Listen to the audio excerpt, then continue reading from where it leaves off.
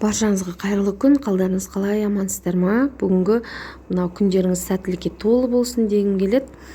Құрбан айттарыңыз қабыл болсын.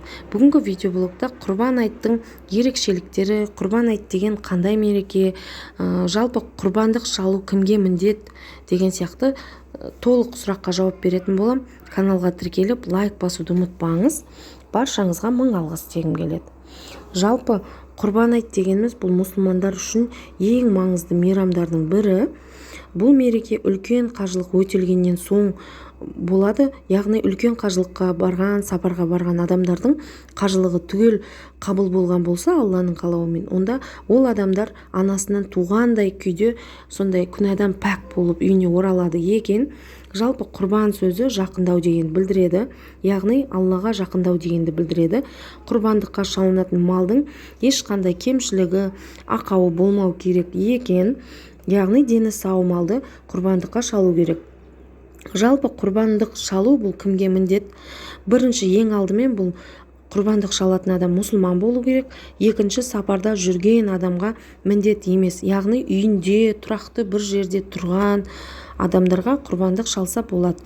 Үшінші, балиғат жасқа толған, ақыл-есі дұрыс болу керек. Төртінші, зекет бере алатындай болу керек.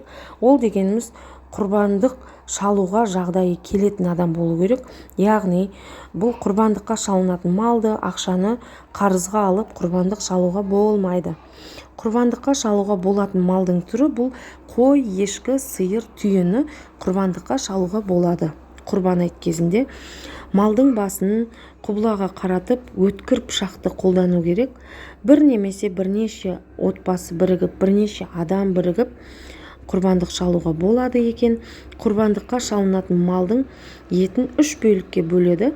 Бірінші бөлігі туыстарына, жақындарына, көрші қолданға беруге болады. Екінші бөлігін кедей мұң-мұқтаждарға берсе болады. Үшінші бөлігін өзіне алып, өзінің отбасы балаларына беруге болады. Немесе барлығын түгелдей мұң-мұқтаж адамдарға, жағдайы төмен, қажет етіп отырған адамдарға берсе сауап болады.